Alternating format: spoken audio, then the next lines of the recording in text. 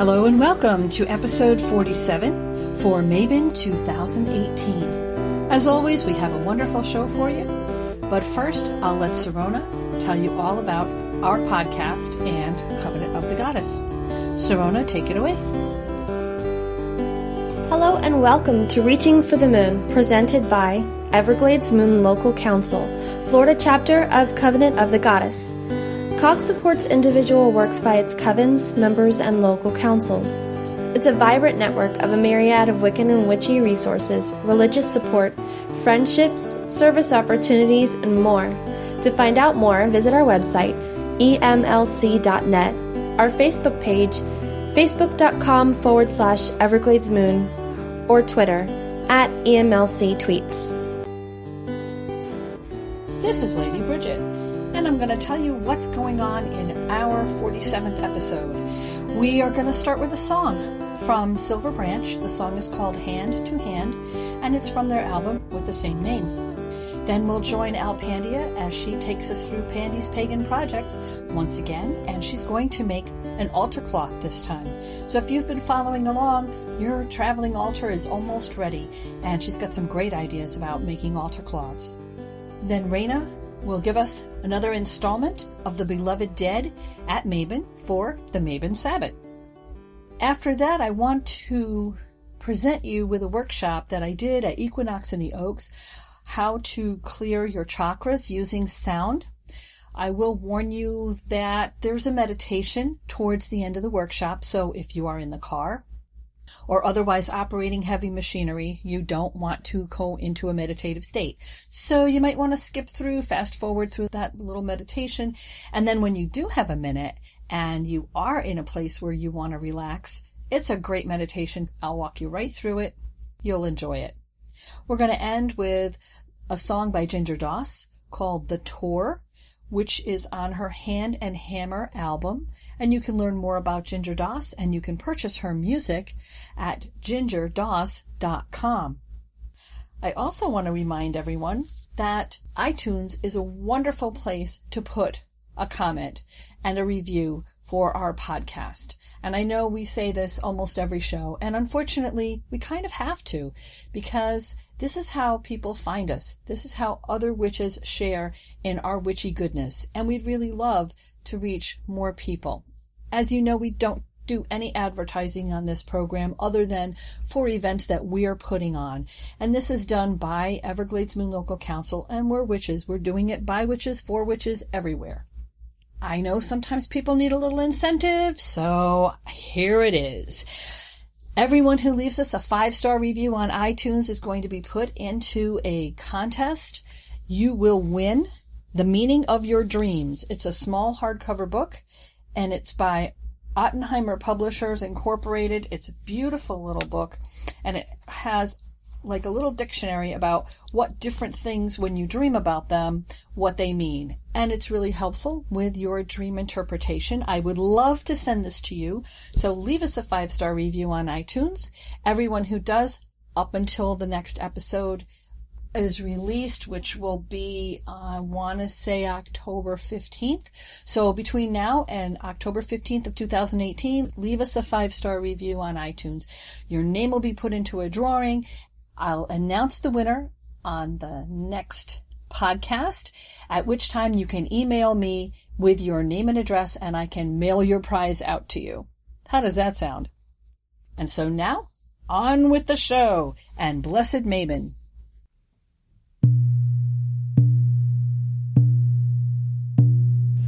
Hand to hand the circle is cast, joining present, future, and past. Hand to hand the circle is cast, joining present, future, and past. Hand to hand the circle is cast, joining present, future, and past. Hand to hand the circle is cast, joining present, future, and past. Hand to hand the circle is cast, joining present, future, and past.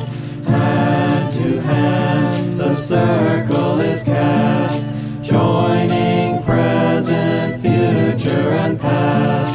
Hand to hand, the circle is past, joining present, future, and past. Future and past, the circle is past, joining present, future, and past. Future and past, the circle is past, the circle is past, future is past, future and past, the circle is past, the joining is past, future is past, future and past, the circle is past, the joining is past, future is past, future and past, future and past, future and past, future and past. Hand to hand, the circle is cast.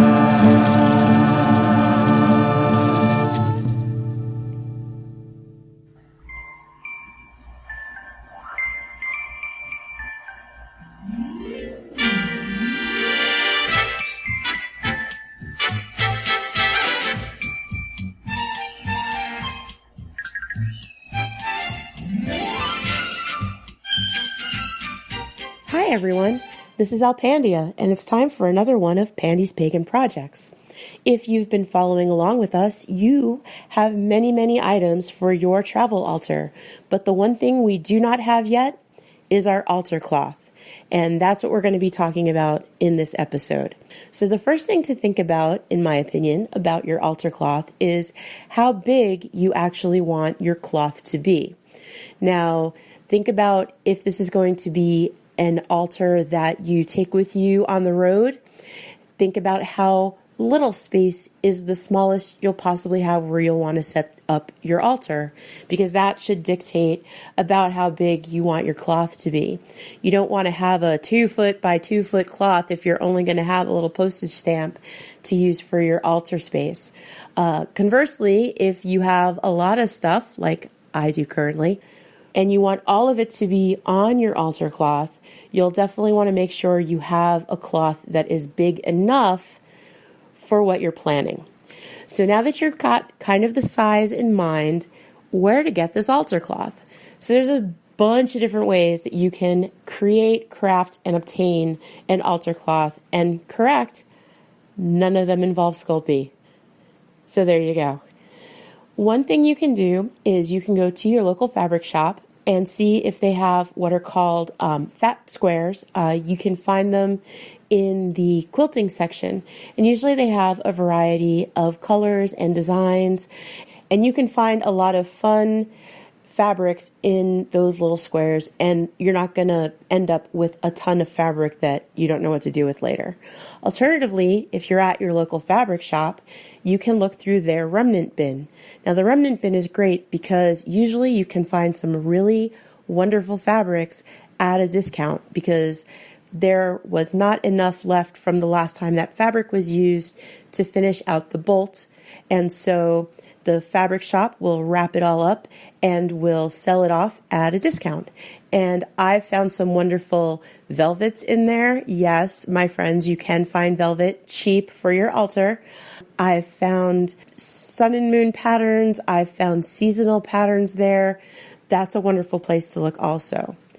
Another place that people don't often look is in your Bed Bath & Beyond, and one of those places that sells cloth napkins, because cloth napkins often are the perfect size for an altar cloth.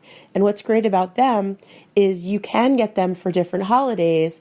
So if you're traveling at Yule, you can maybe tuck your Yule cloth napkin in, or if you're traveling at Samhain, you can bring your Halloween fall colored napkin with you and have a wonderful seasonal altar cloth. Another thing you can look at are shawls and scarves and doilies and things like that. We all have, I'm sure, a box somewhere that's filled with scarves that people have gifted us, or doilies that maybe were passed down or that were part of some thrift shop adventure you had with your friends. Those also make wonderful altar cloths. Another thing you can do is you can actually get a little piece of fabric, and if you're good with a needle and thread, you can stitch your own designs into them. Trace them out in a little bit of chalk first, and then go over it with the thread of your choice. And this would be a wonderful way to infuse your own energies and your own intent into your altar cloth. Having said all that, there's nothing wrong with shopping on Etsy or Amazon or wherever and finding an altar cloth that you really like. And that's how I actually found the one that I currently have in my travel altar. It was a tarot cloth. It was advertised as a tarot cloth on Etsy. And it's a plain black cloth because my tradition, we use a black cloth for our altar cloth. And it just has a little silver embroidery on it with a god and goddess symbol. And that really spoke to me when I saw it at probably 1 o'clock in the morning, doing some late night Etsy shopping, as you do. And I ordered it, and the woman packed it up, and I had it in 3 days. And my god and goddess that I made out of my polyclay look fantastic with it, and all the energy hums really nicely. So just kind of step back a little bit and think about what kind of altar cloth you want. And if you're good with knitting and crocheting, you could make a fantastic little cloth for yourself that'll fold up. The only thing with crochet that I have found, at least in my crocheting experience, is it's hard to get it flat sometimes. So it may not make the best altar cloth, but if you use a very small thread, which I don't like crocheting with small thread, but if you're good with fine thread, you can whip up your own altar cloth as well, and it will be fantastic. I can't wait to see what you all make or create or find or put together for your altar cloths, and we'll see you next time when we're decorating our actual travel altar boxes. Blessed be.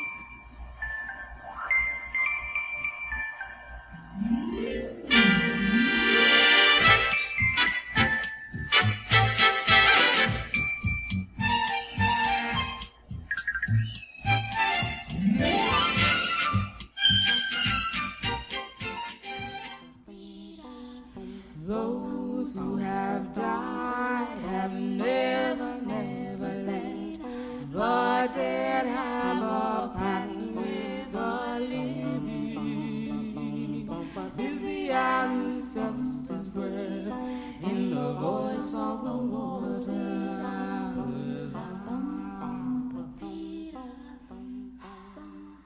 Hi everyone, this is Rayna Templebee back with another episode of The Beloved Dead.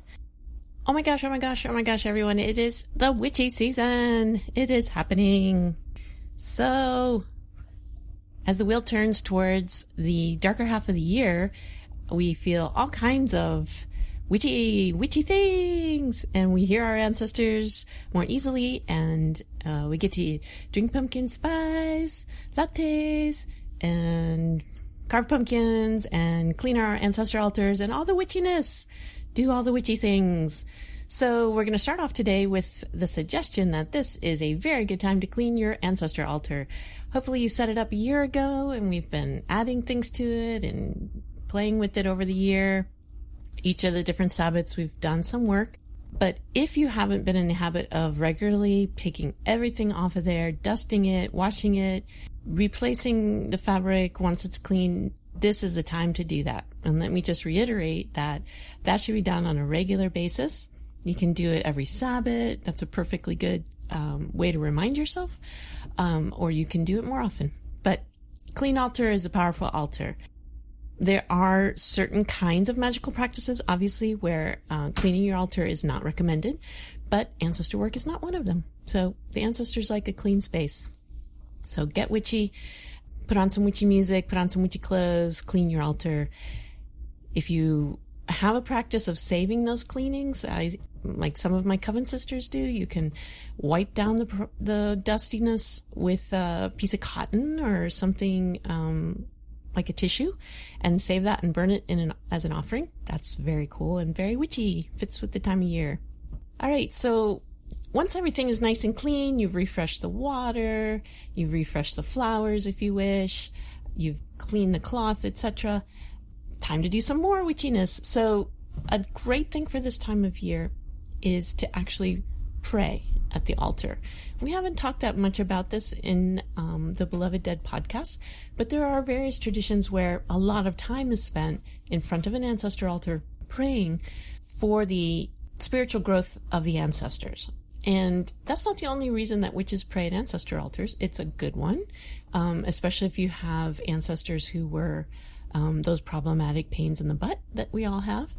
But another thing to do at this time of year in particular is just to spend time in front of your ancestor altar, quietly centering yourself and asking for messages, trying to open up the lines of communication, trying to make yourself available. I know I've said this before, but I'm reiterating the fact that a big part of ancestor work is simply tuning in to the messages that are already out there. So what do you say? Well, there are lots of different prayers. I think everybody should make their own. I think you should come up with something that is meaningful to you, that's beautiful and rhymey, if that is what works for you or not. It's really much more important that it comes from your heart. If you need something to kind of get started with, you could think along the lines of something like, I am of you, you are of me, we are a family, and just repeat it and kind of let it bring you into a different headspace where you're centered and like as a mantra does, open to messages that might come. All right. But make something for yourself there. Pray a prayer of your own. And if you are interested in trying to, what's called in some traditions, elevate your ancestors, then it's simply a matter of saying, I offer you light, I offer you love. I offer you light, I offer you love. You don't get into the specifics of what the soul needs to do. That is beyond your pay grade as a human. But you do send energy towards their path, towards them going toward the light, towards them improving and resolving some of their karmic entanglements. Right? Very, very important work to do as you get deeper into this path. I'm sure that there will be a moment in time in which this comes up as what is most indicated for you to do. It may come up in terms of a particular person or an issue in your own life that you inherited from an ancestor, in which case it will become obvious that what you need to do is really help that ancestor to move along. Another super witchy thing you can do this time of year is do some research into the gods of your ancestors. So even though our immediate family might not have been pagan, more than likely most of us had many, many pagan ancestors. And a lot of even the family that we knew might have had nature spirits that they worked with, or spirits of place, guardians of a particular town or a river they lived near or something like that. So it's not a big leap to think that most of our ancestors were pagan. So do some research into that. You may already be working with a deity that is important to your sort of ancestral lineage, but if you haven't done that, now is a great time. And you really need to, spend some time on this.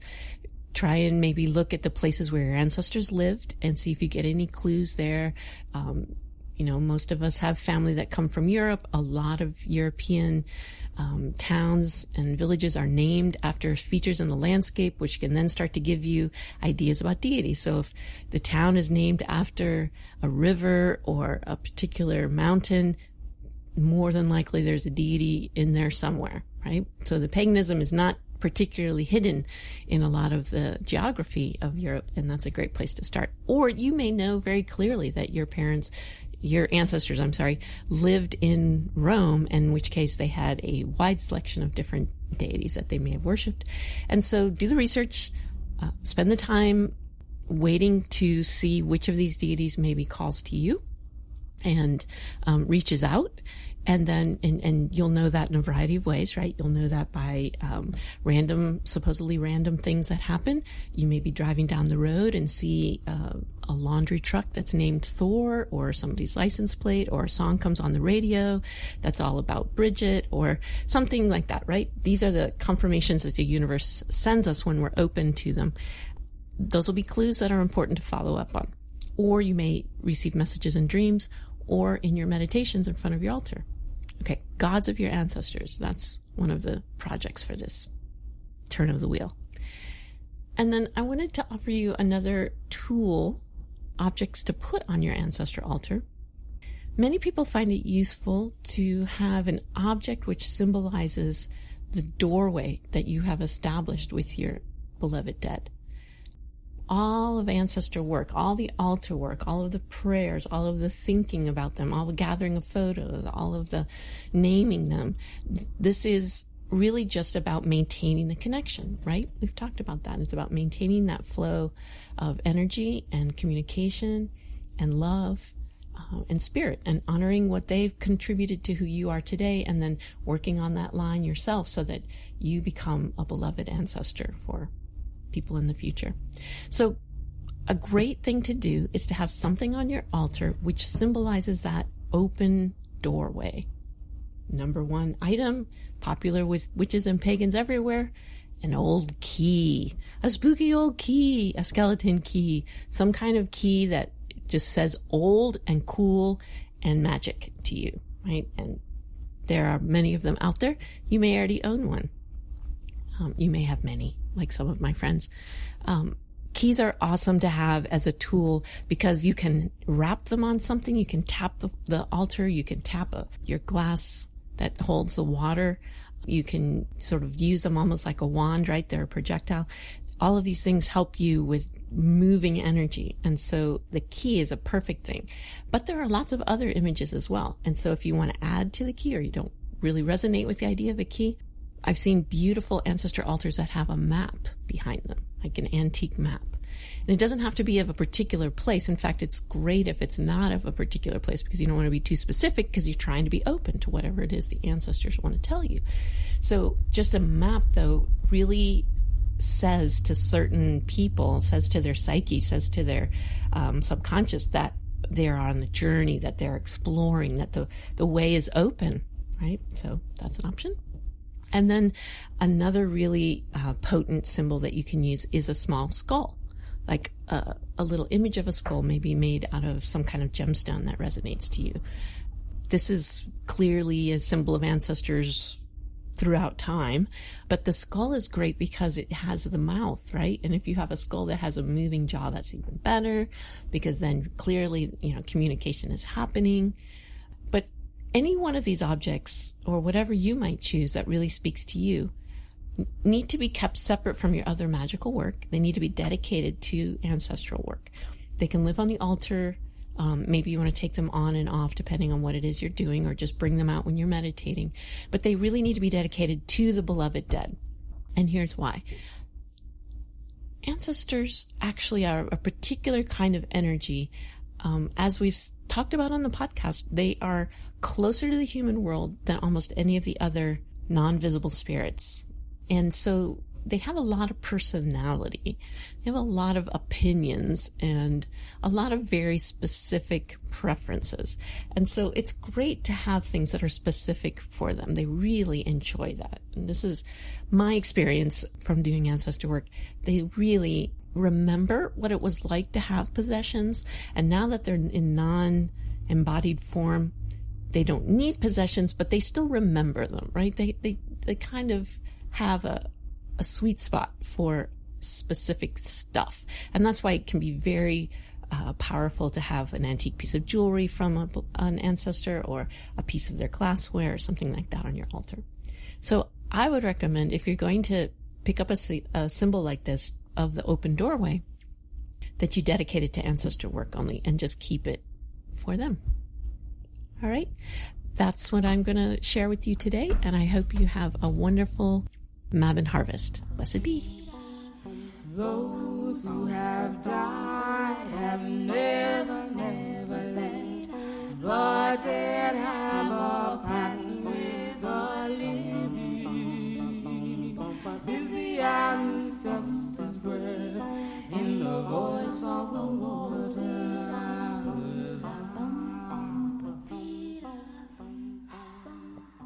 So today we're going to talk a little bit about the chakras. Since I didn't know like what level people were at, a lot of times I expect that there's people that really this may be their first introduction to chakras, so I always go over the basics a little bit. Everybody has a little bit of different level of expertise and experience, and I want to start out by saying that I am not an expert at all. I don't study Vedic traditions.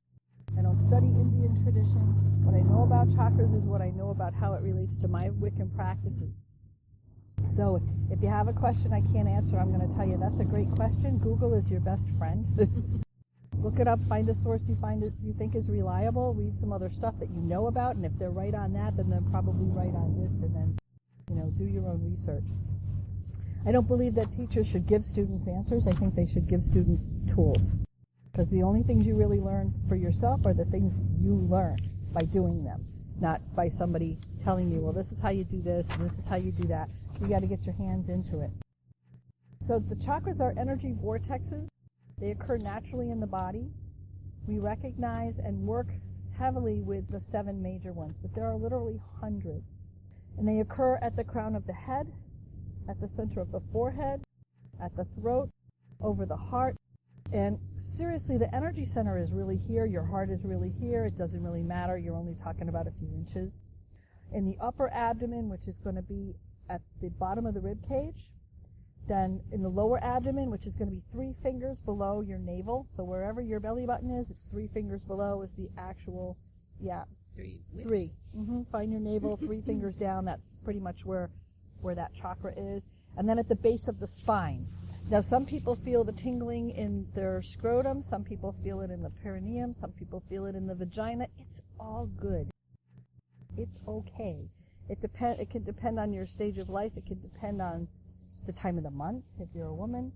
It can depend on a lot of things where you feel that. Some people actually feel the back of their spine at the very bottom of the spine, and that's where they feel it, so it's a little bit further in the rear, and that's okay too. I have not seen it written anywhere, but it has been my experience that the chakras and the kundalini are very, very close, if not overlapping each other. They're sort of the same energy centers. So if you want a good reason for balancing your chakras and keeping them clean, when you're doing sex magic and you're running that energy up the kundalini, if you've got blocked chakras, it's not going to go where you want it to go. It's going to scatter, and you may end up with a really pretty bad headache. So you want to clean out these centers. You want to keep them balanced. You want to keep them clear of debris. That's just one good reason. If that's not enough, then there's others. So in addition, each chakra there's colors, there's gemstones, there's a Sanskrit word, there's a mantra word, there's a note. And all of these things can help you to energize, balance, and cleanse them. So what the chakras do is they kind of help the energy move. They are the energy centers of that part of the body, and they're associated with different functions of the body. They're associated with different emotional functions in your life. And it's kind of like your spinal cord, how your spinal cord sends all the electronic messages from your brain down all of the different organs of your body. So if your spinal cord is pinched in some area, then that area of the body is not getting its messages, and so you might go to a chiropractor to have that adjusted. The same thing with the chakras. If they're not cleaned and balanced, then the area of life that they pertain to can show up in your physical manifestations. It can show up in your emotional life as well. And vice versa. If you're having issues, it can cause your chakra to be clogged up. So doing this on a regular basis, I recommend, at least once a week is a very fine practice. It's going to keep you clear and clean and balanced. If you find that you have an energy center that's continually clogged, or that you're having issues in your life and it's attached to that chakra, that energy center, then you're probably going to want to do something to clean it and clear it on a daily basis until you're not having that issue. For example, if you're moving, if you're changing jobs, if you're under stress, the root chakra is your foundation. It's your base structure. So you're going to want to start cleaning that and paying attention to that on a daily basis. Because if your outer world is in chaos, because our foundation is shifting, then we want to take care of the foundation of the body, and that will help keep the rest of the chaos under control. You'll at least have the ability to cope with it. It'll help you that way. Also, if your center, my center happens to be down here. Some people's centers is here. Some people's centers is here. So it's important for you to figure out where your center is. When you feel centered, where does your awareness go? Right? Does it go here to your breath? Does it go here to the diaphragm area? Does it go down here? And then that's the other chakra you're going to want to work on a daily basis when your foundation of your life is in chaos. Because those two things will really help you to cope with everything else going crazy. Because, basically moving, changing jobs, those are all things that where you live and where you work are things you do on a daily basis. They're part of the foundation of your life. And so when you change those foundations, it's just natural that other things can feel chaotic as well. So taking care of those is really going to help. So we'll go over them very, very quickly, because then we're going to do an exercise. I'm going to show you how to clean them with sound. The root chakra, like I said, it's located at the base of the spine. It's tied into survival, physical vitality, healing, material power, stability, grounding, your will, security, and sex and sexual energy. When it's in balance, you have a sense of security and stability. Sexual energy flows naturally, and there is joy. When it's unbalanced, there can be overindulgence, self-centeredness, stemming from a basic sense of insecurity, and I'm sure you've known people that are like that. They're so insecure that they just come off as weird and unbalanced, and you may not want to be around them. They have issues with their root chakra. There's guilt or shame associated with sex. There's emotions as grief and depression. Physical symptoms can be hemorrhoids, constipation, sciatica, prostate problems, vaginal problems, dysfunction of the bladder, colon, or vaginal muscles. All icky stuff. The spleen chakra, that's the one that's located 3 fingers below the navel. And it's okay if you don't remember the names of them, as long as you remember where they are. It relates to empathy, our ability to relate to other people. Our emotions, such as creativity, mental clarity, intellect, logical thought, intuition, desire, reproduction, death, and strong emotions such as fear or anger. You think they come out of the heart chakra, but they don't. The upper emotions come out of the heart chakra, and the baser emotions come out of the spleen. When it's balanced, they'll exude self-confidence and well-being. They'll have endurance, and they'll be patient with others. When it's unbalanced, people will have feelings of frustration, anxiety, and fear. They can manifest as being over-attached to personal property or people, and your physical problems can be impotency or frigidity. Someone who's oversexed or overly concerned with it. Diabetes or kidney problems can also be evident. So if you have any of these issues, a good place to start is by cleaning that chakra. Odds are that doing one and taking care of the physical body and taking care of the energetic body are always going to help because they're interconnected. People think of the physical body and the energetic body as maybe they're layers or something, and really they're not. They exist in the same plane. Matter can't exist in the same spot as other matter, but matter and energy do exist in the same spot because energy is really the rate at which matter is vibrating. And I might be getting into too much physics here, but energy that vibrates slowly becomes matter. It becomes more solid. So what you want to do is get your vibrational rate of your chakras up, and then it clears out whatever's in there. And it brings up your vibrational rate of your entire body. And this really, really helps in so many areas. The solar plexus chakra, like we said, is at the base of the rib cage. It relates to energy distribution throughout the body. It relates to aspiration and breathing. Why? Because your diaphragm is here. And if you are a singer or someone who projects, you breathe from the diaphragm. You don't really breathe from up here. You breathe from down here. You want to fill the body with air. It relates to sensitivity, ambition, personal power, protectiveness, and sentiments and emotions. When it's in balance, there's an abundance of personal power. The person is self-motivating, wholesome. They have an ability to make good decisions and a willingness to put themselves forward. They have a good self-image. When it's unbalanced, people can feel powerlessness. Self-doubt pervades along with guilt. They might be overly greedy or quick to anger. And physical symptoms can be the digestive system, such as ulcers or gallstones, hypoglycemia, hepatitis, or jaundice. Those are the extremes. Your heart chakra is over the breastbone, in line with the heart. It's associated with the ability to love both others and especially yourself. So if you have issues with your self-image, if you have issues with I'm not good enough, I'm not worthy, if you have that little monkey voice in the back of your head that's constantly talking against you when you try to build yourself up or want to do something, and you have that little, no, you're not good enough, you can't do that. You want to work on this chakra as well, on the heart chakra. It's also associated with generosity, growth, prosperity, and wealth. Remember that I'm not good enough? That also increases your poverty consciousness. Makes you think, oh, well, I don't really deserve nice things. I don't really deserve to buy myself that beautiful piece of jewelry. Work on your heart chakra. And then do a money spell. But that's another class. It relates to emotional balance, compassion, universal consciousness, as well as imagination and dreaming. When it's in balance, you have love, compassion, acceptance, and fulfillment. You're in control of your emotions, and you easily forgive others.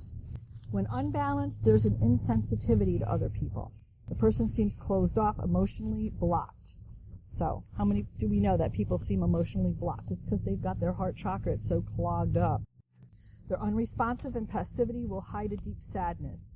Physical symptoms can be cardio problems, such as a stroke, hypertension, respiratory problems like asthma, and also arthritis, because again, it's a hardening. And you've heard that term, right? People harden their hearts? Yeah. Throat chakra is located at the cleft of the throat, so that's where you have the little soft spot right above the bone there. It relates to communication, expression of thoughts and emotions. Divine guidance can also be received here and through the heart. And the throat chakra and the heart chakra are linked more than any other two chakras. And you'll notice this because sometimes when people, they get choked up, right? They can't speak their truth. Their heart is blocked. So when you have trouble with the throat chakra, you're also going to have some trouble with the heart chakra and vice versa. Because a lot of people whose hearts are closed up, they can't communicate either. So these two are linked. If you have trouble with one, you're going to want to work on both of them. When it's in balance, there's easy communication and expression of creativity and ideas and feelings. Easy interaction with others on an equal basis, and expression of inspiration and intuitiveness. You're able to speak when you get messages. You're not afraid to say, oh, hey, I know this sounds weird, but I have this feeling, and you say, give them the message. If you have those problems, work on your throat chakra.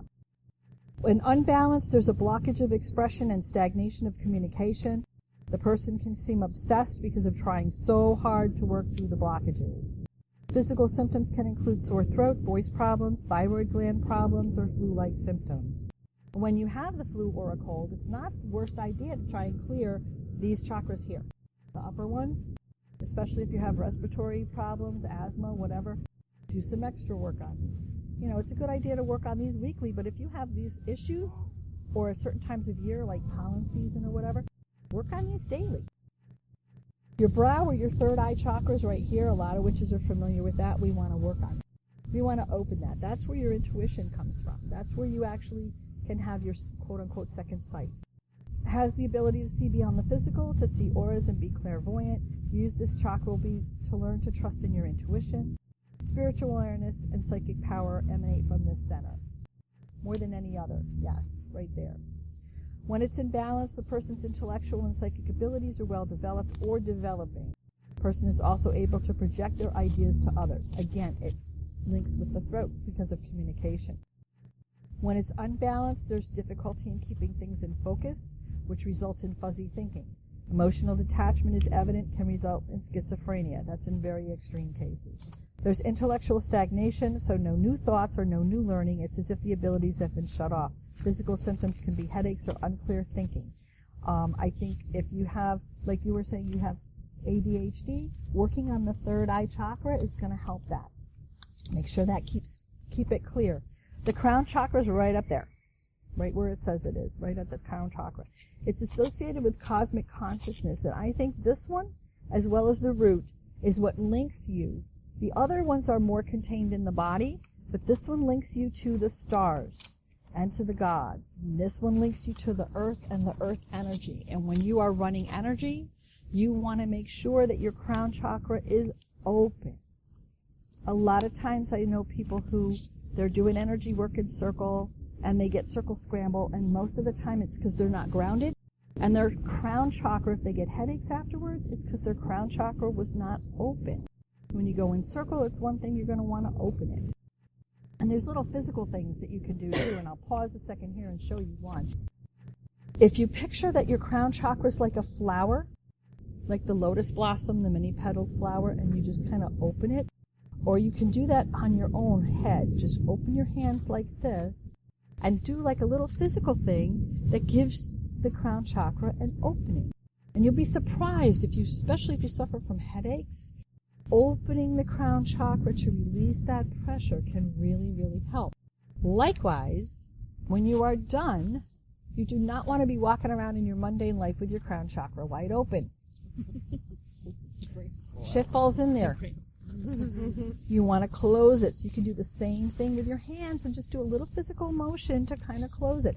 I know myself, I like adding little physical motions and hand things because I'm not all in my head. I need a little physical something to make it real for me. And that really helps. The crown chakra is associated with cosmic consciousness, perfection, eternal knowledge, peace of mind and body. This chakra is above the others and can exert control over them.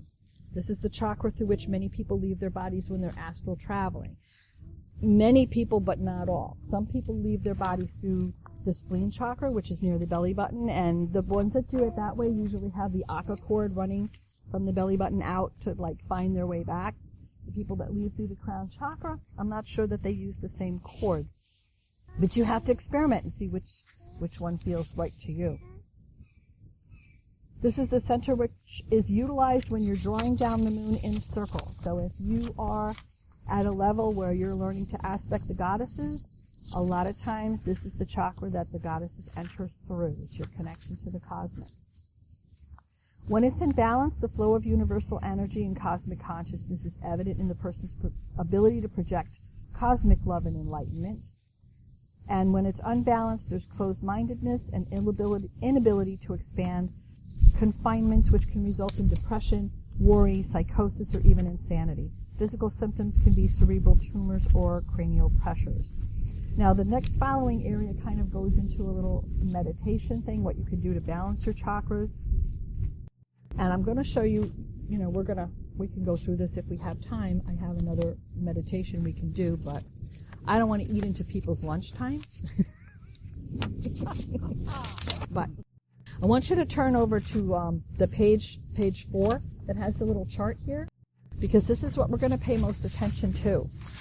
On the chart, you've got the root chakra. If it were in color, you would see what colors these were, but it's not, unfortunately, sorry. I had a black and white printer at work. But the root chakra's color is red. The Sanskrit name is Muladhara. The mantra name, and this is what we'll pay attention to, is Lam. I find it really hard to memorize the Sanskrit names. I don't know if it's just me, but I can do Lam. I find it really hard to do Muladhara and stay in my space. So you do whatever feels right to you. If you're used to using Sanskrit as a mantra, then by all means the Sanskrit name will work perfectly for you. And if you don't want to work that hard, or you have a little trouble with it, then use the mantra name. And you'll notice the mantra names are all pretty similar. Lam, Bam, Bram, Yam, Ham, Om, Om. So it's not hard. So if you can't remember the first vowel, just getting the am sound will help. And then the last two are more like Om. So it's pretty easy to remember. The gemstones, they have a lot of different gemstones listed here. And what I've seen people do with the gemstones is putting them on the actual, laying down and putting the gemstone on the actual chakra as you're clearing it. And for people who are earthy people or who work with stones and like the vibrations of the stone, this is very, very helpful. You'll notice that 3 of the chakras use carnelian agate or bloodstone. Actually, 4 of the chakras use bloodstone. And 3 of the chakras use moldavite. So if you're pinched for cash, you could pick up 1 bloodstone and 1 moldavite, and you'd be able to use those stones over all of your chakras. So you'd only have to carry 2 stones instead of 7. So just kind of want you to notice that. The reason that they have so many gemstones, obviously, is because not every stone works with every person.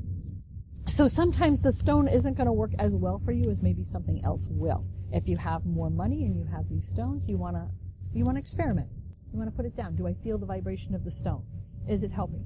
If you don't feel anything, try another stone. And you could feel free to mix and match. I found lapis works for me on almost all of my chakras. And it might be because sapphire is my birthstone and lapis is blue, and I don't know, it could be just in my head, but it seems like it works. So that's what I try to use. Figure out what works for you. And now we're going to come to the part which is actually the focus of the workshop, which are the musical notes. You'll notice that there's a musical note for each chakra. So when you're saying the name, we're going to take a deep breath, and you're going to intone the mantra name on the note. And you're going to say to me, oh, well, that's great if you sing, and you know what a G is supposed to sound like. But there's an app for that. There's an app, it's called Pocket Piano, one of my favorite apps. When we discovered this when we were doing Turning Tides in Song, okay, that's the note. Pocket Piano, and the keys are labeled, so you can't even screw that part up.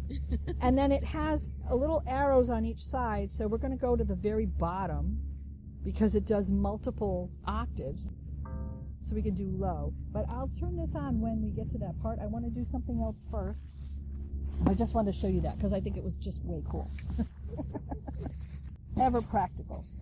A lot of people do balance their chakras using tuning forks. Tuning forks, I happened to luck into this set.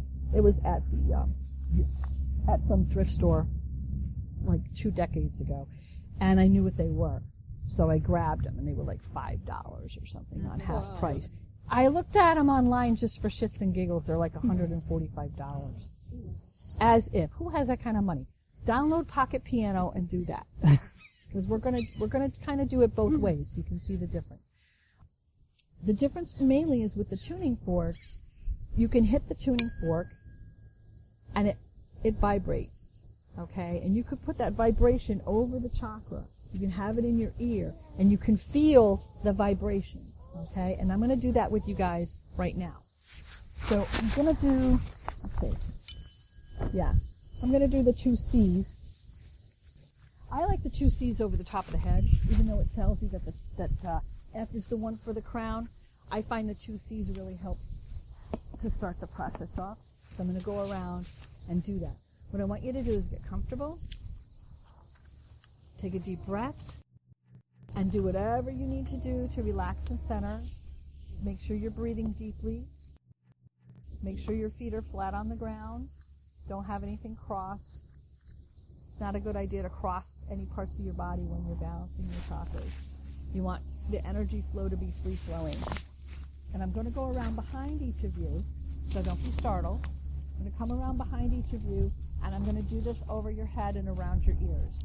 And you're going to feel the vibration, and just let it flow through your head. And if you want, you can bring it all the way down through your body, and then bring it all the way down back up. And this is one way to help you clear. So how did that feel? It's a little buzzy.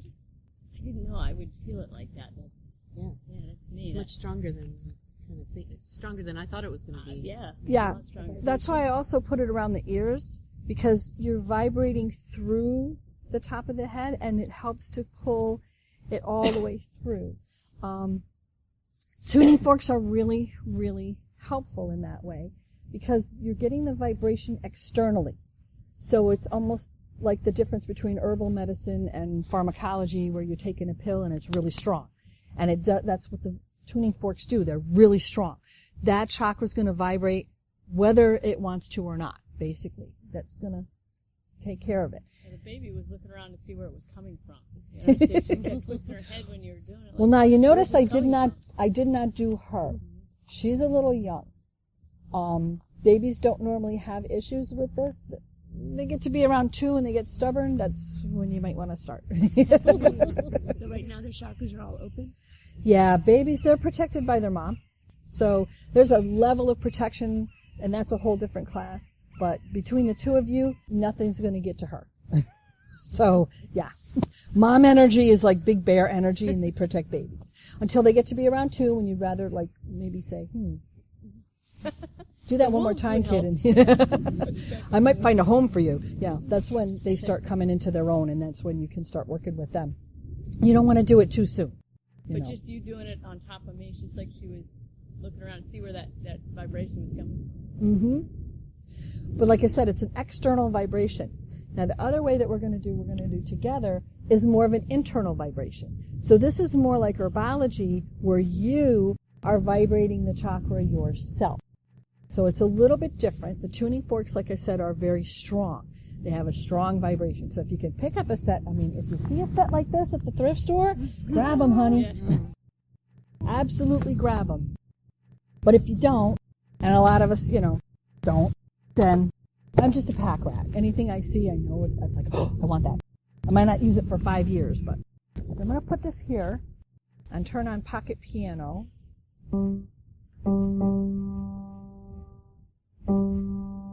That's loud enough? Okay. So what we're going to do is we're going to put ourselves into meditative state, and we're going to go through, I'm going to walk you through it first. We're going to go through the notes, and we're going to intone the mantra name on the note. So you're going to be vibrating the mantra name on the note, and when you do it, I'm going to tell you which chakra this is for. Keep holding the note. So, for example, when we do the chakra for the root chakra is G, and it's a low G. You're going to be Lam on that note, and you're going to keep breathing, and you're going to keep saying that Lam on that note. You can say it loud, you can say it soft to yourself. I'm also going to walk you through that this is the root chakra, that the color is red. You're going to be seeing it spinning. It's a wheel. Chakra means wheel. It's the Sanskrit word for wheel. And the idea is that it's spinning. And as it's spinning, and as you're intoning this, you're going to be vibrating this down in that chakra. Not just through the throat, but you're going to be vibrating it down in the root chakra with that note and with that word. And seeing the color red, and seeing any debris being taken away, and spinning it as fast as you want it to spin. And then we're going to run up to the next one, and we'll find the note, we'll find the word. I will tell you what it is, so you don't have to look at your paper. And I'll tell you the color, and we'll intone that one. And you're going to feel the difference between when you're doing it internally versus when the vibration is coming externally. It takes a little more work to do it internally, but it's something you can do for yourself. You don't have to have someone else do it for you. And so I think I'm a big proponent of self-sufficiency. Okay, so let's get ourselves into a nice meditative state. Feet flat on the ground, eyes closed, sit up straight, get comfortable. Nice deep breath in and release. Let's take 3 all together. Another nice deep breath in and release. And a 3rd deep breath in and release. And you're going to go to the root chakra. We're going to start at the root because we're all very grounded at the moment, I think. And the color is red, and the note is G, and the mantra name is Lam. So deep breath, and we're going to find our note, and we're going to intone Lam.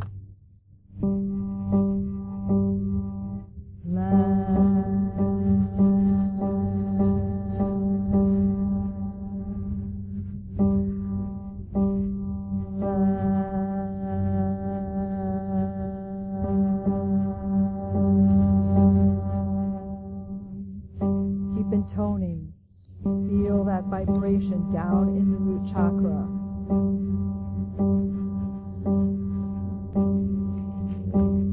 Keep intoning the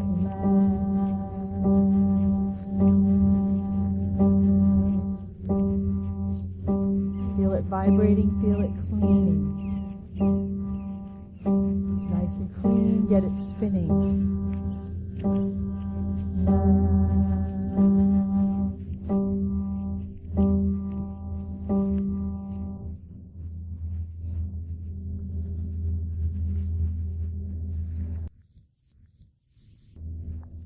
We're going to move up now to the spleen chakra.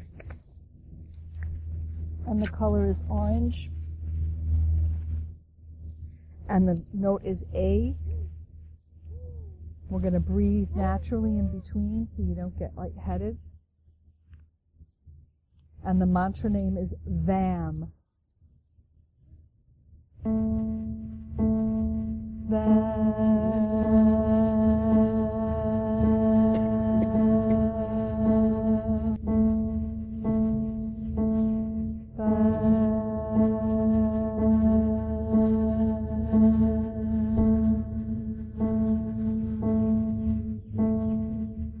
Feel that spleen chakra vibrating.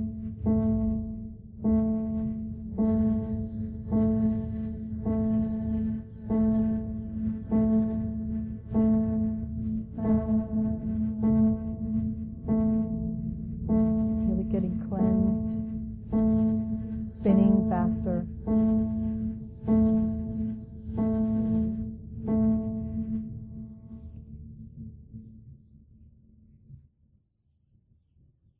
Breathe naturally in between.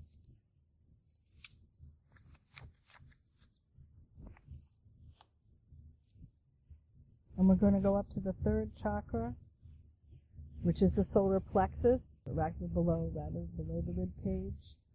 And its color is yellow. The note is B flat. And the word is yam, like the vegetable. Yam.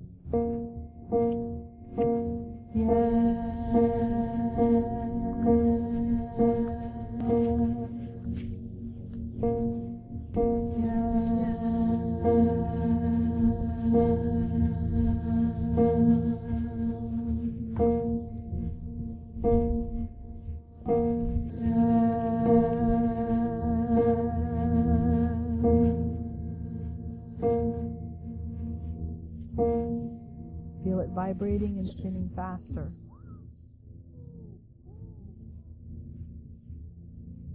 And now we're going to go up to the heart chakra, and the color is green.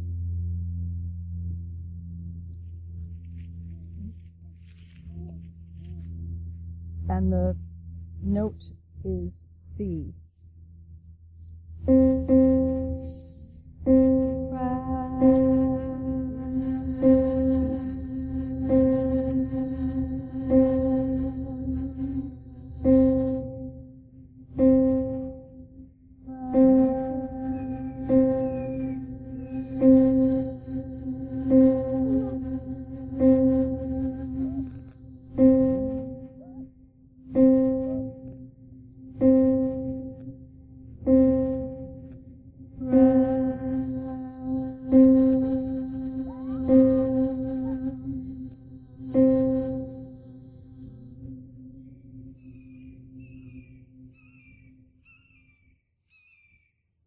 And now we're going to go up a little higher to the throat chakra. And the color is blue. The note is D. And it's ham, like ham and eggs.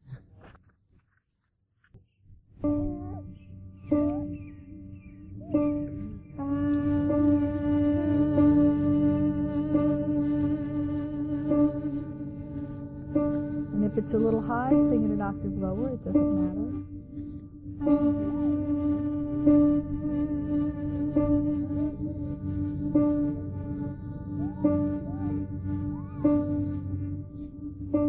Feel that throat chakra vibrating. This one's an easy one to vibrate with your voice. It's very natural.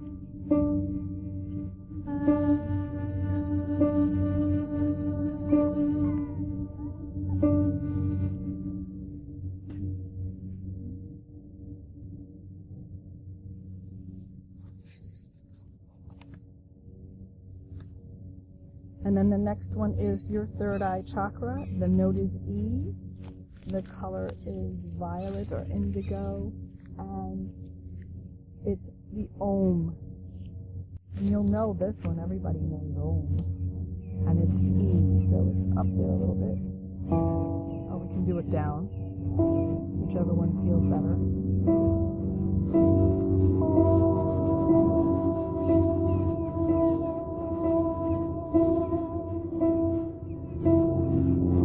For the men, it might be better to go.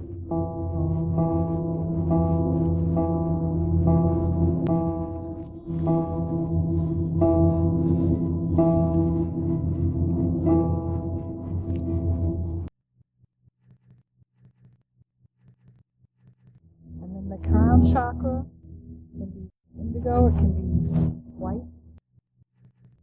It's an F, and the sound is Om.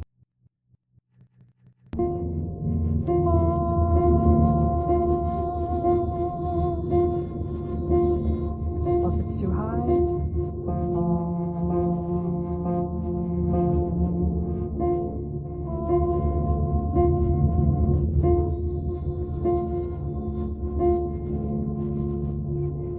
feel this one vibrate.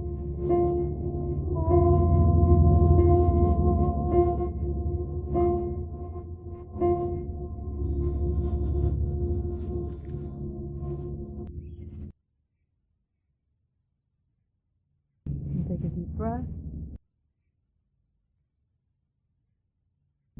All your chakras are vibrated and spinning and hopefully clean. It should leave you feeling a little refreshed. If it leaves you feeling a little lightheaded, then you're going to want to close them down, going back down again. And we can do that. Starting with the crown chakra. You're going to take a deep breath in. And as you exhale, close it down a little bit. Let it slow down. This one can go a little faster as you inhale the next breath. You go to the third eye chakra, and as you exhale, you slow it down a little bit, close it. And with the next breath, takes you to your throat. And as you exhale, you're going to slow it down a little bit, close it a little bit. Takes you to the heart chakra. Inhale. As you exhale, slow it down a little bit, close it a little bit. Brings you to the solar plexus. Inhale. Again, as you exhale, slow it down a little bit, close it a little bit. And brings you down to the spleen. Again, inhale. As you exhale, close it down a little bit. Slow it down a little bit. Brings you to the root. Root, you inhale. And as you exhale, you're going to feel the energy just drain down out of the root chakra. Anything extra that you don't need, just let it go out the root chakra and into the earth.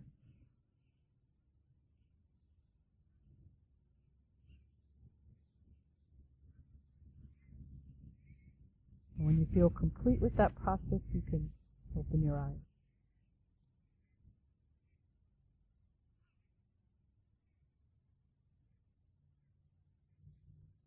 So basically, you'll notice the difference between when it's externally from the tuning forks to your ears and internally from your own singing and from your own voice. Like I said, the one, it enforces it, and the other one just gently takes it out and opens it up for you. Now, a lot of meditations have you going from the crown to the root and then back up to the crown, which is okay. If you're comfortable with that, do it that way, because that's the way a lot of them teach you to do it. Myself, I've always done it from the root to the crown, and then if I need to close them down, I go down again. Sometimes if I'm in circle, I'll just open them from the root all the way up to the chakra, and woo, we're open for business. I just leave them wide open. Part of grounding and centering after circle for me is just, going through and closing everything down. I don't go through them by name or color. I don't have a lot of word associations with it, because for me it's a physical sensation and I just kind of do it. So I've gotten out of the habit of using a lot of words. If that makes sense. Which is why I'm using the paper today, right? Because I know you guys need the words and you need to know where they are and the locations and what they're called and the colors and everything. And after you've done it for a while, you'll know what it feels like. Then you can let go of all of those, because those are like training wheels. You can kind of let go of all of those and just you'll know what it feels like and you'll just be able to do it. Does anybody want to share what they felt like? Well, for one thing, I noticed that my vibration seems to be stronger when I close my mouth and part of it. Mm-hmm. But I could feel it in both. Mm-hmm. And when I opened up here, I literally felt it. I felt it, and Yep. I felt it. Yep. The opening sound has one way of opening, and the sound has another way of vibrating. So that's, I think, why. And for those of you that are really paying attention, I screwed up two of the words. So the yam and the ram I reversed. Like I said, I'm not really attached to the opening notes. I think you could just am it through 5 of them and ohm it through the last 2 and you're good to go, you know. You have to go by personal experience. But I do know that it's important to express out the and the o sound and then internalize the humming sound. So thank you for bringing that up. Did you want to know the colors real quick? Sure. Red. The root chakra is red. The spleen is orange. The solar plexus is yellow. The heart is green. I've also seen it used as pink. That's more, I guess, I think of that as the fluffy bunny part. Is the what? The fluffy bunny. They like to think the heart is pink. It's green. It's okay. The throat chakra is blue. The third eye I've seen as indigo or violet. And the crown chakra I've seen also as indigo or white. Since I'm not sure what indigo is, so I go with, purple and white, because I can visualize purple and white. I like the color spectrum part of it. I mean, the fact that it's Roy G. Biv that is the light spectrum. I stick with that because I think it's a really cool synchronicity between chakras and science. Yeah. I haven't done this exact set of meditations before, but working with the chakras for a long time, I like the sound aspect. That's something I haven't really, the notes, I mean, I haven't done that as much.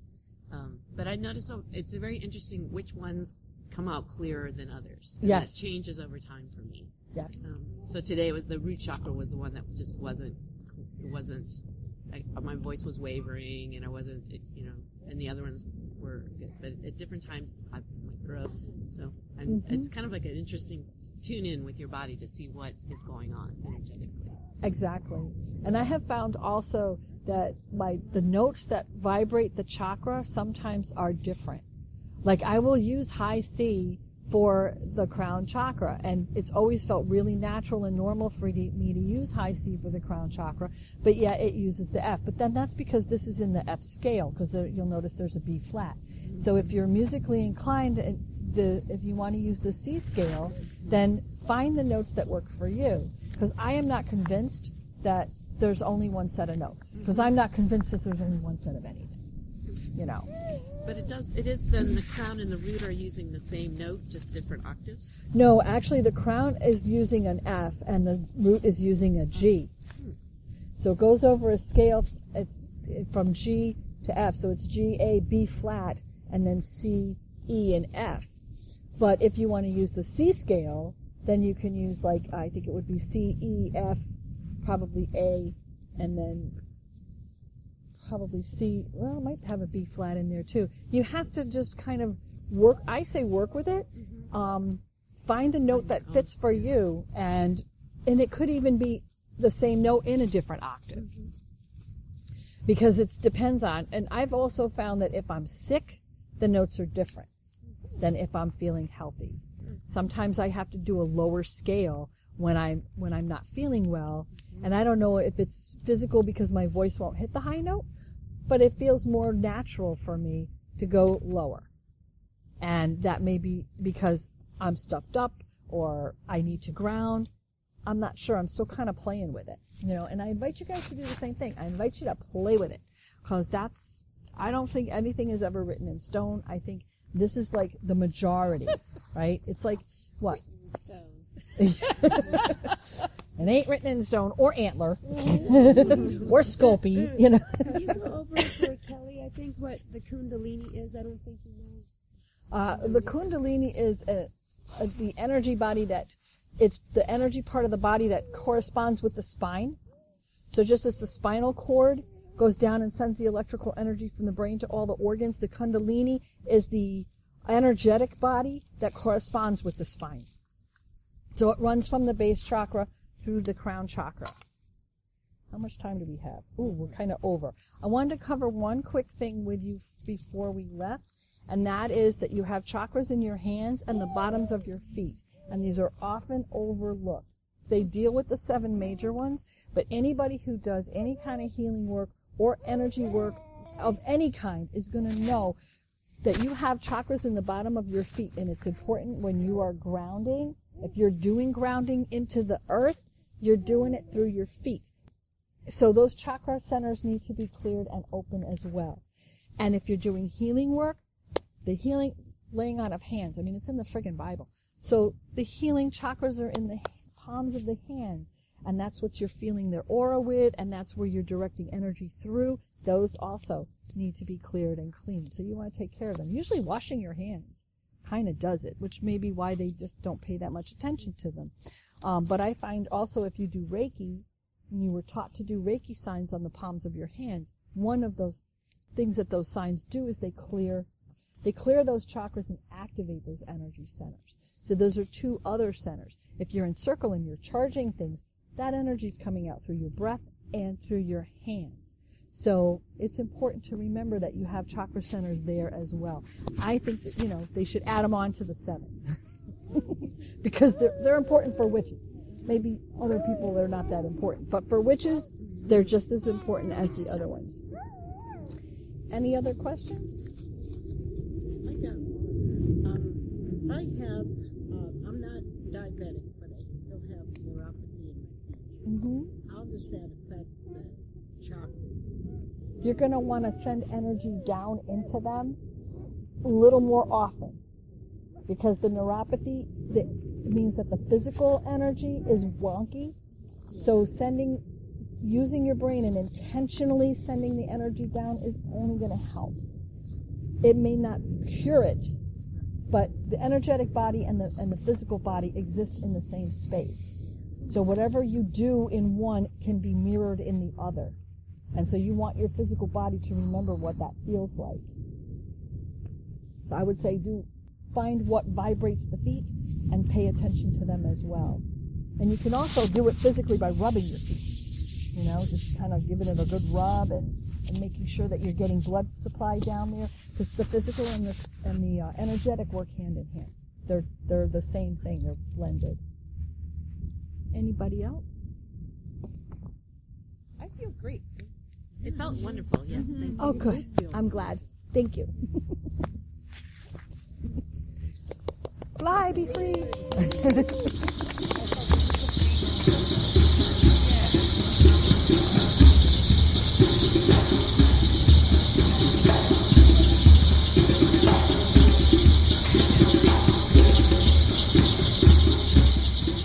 Hey everyone, it's Lady Bridget again. So here's a reminder. We have a couple of really cool things coming up. On October 20th of 2018, we will be doing a psychic house party in Melbourne. And what that means is that for one price, you'll be able to get 3 services. Those services could be a variety of things. They could be a tarot reading. They could be another kind of divinatory reading. It could be a massage. There's a variety of things that are going to be offered there. Go look on our website at emlc.net. You'll see it right on the front page, the Psychic House Party. You can learn more information and you can purchase tickets. And also, just a reminder, our upcoming 2019 Turning the Tides is going to be happening this year. Coming up in December on the 7th, 8th, and 9th of 2018. This will be our 12th Turning the Tides, and the theme this year is astrology. How appropriate! 12 houses, 12th year. A lot of our workshops may be astrologically related. Some of them won't be. There's going to be a big surprise for everyone on Sunday morning, so you don't want to miss it. Come on down and join us, and you'll find that information on our emlc.net website, and just look under the Turning the Tides tab. Blessed Mabon, everyone.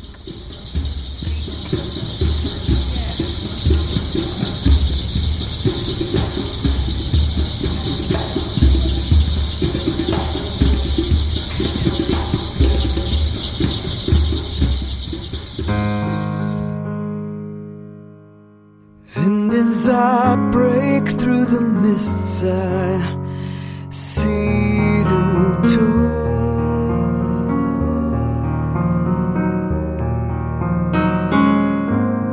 The worlds are drifting, where is my power?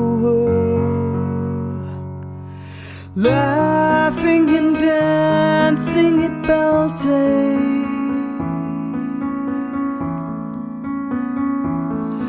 I knew it was you by the fire. Where are we now?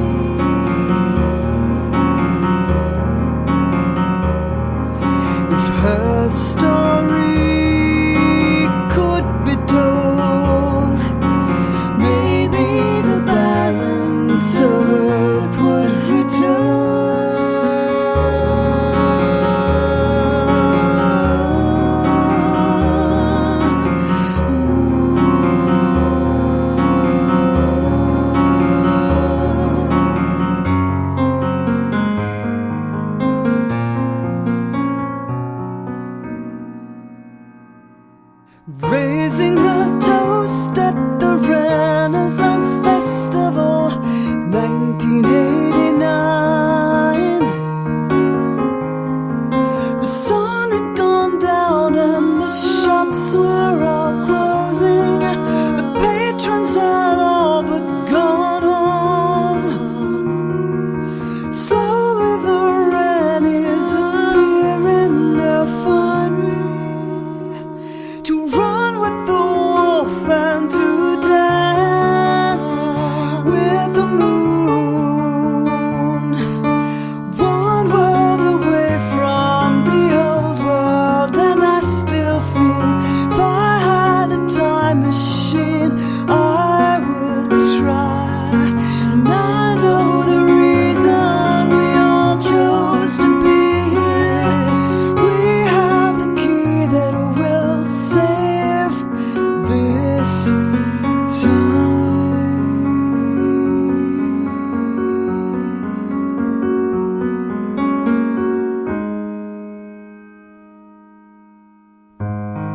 And as I go from the door, I call the wind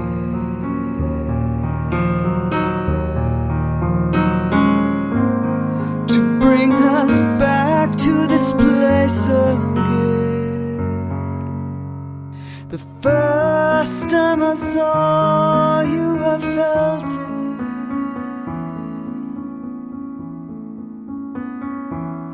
My soul did remember your eyes.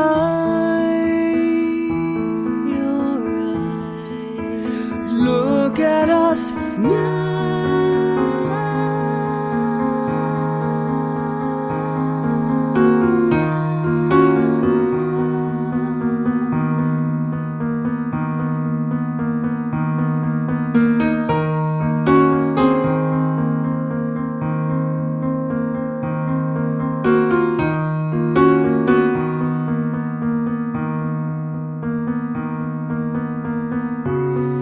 Touch your hand and embrace the land, and I search the sky for the wings I left behind.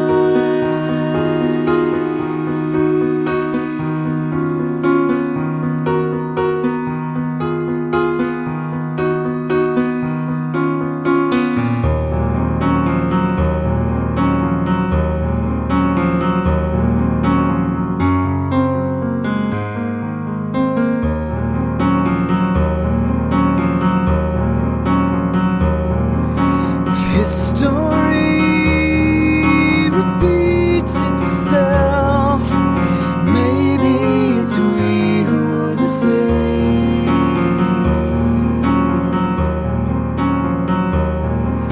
If her story could be told, maybe the balance of earth would return.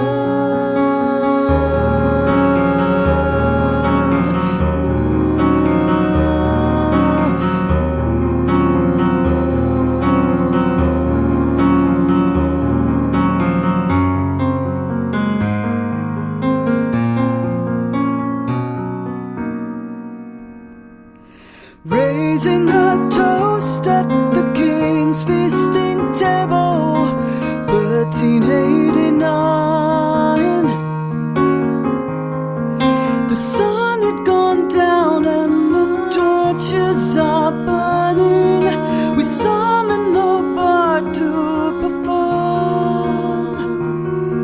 We drink of our wine and our love and our song, return to our chambers to dance with the moon. One world away from the old world, and I still feel if I had a time machine, I would try. And I know the reason we all chose to be here. We have the key that will save this one world away from the old world, and I still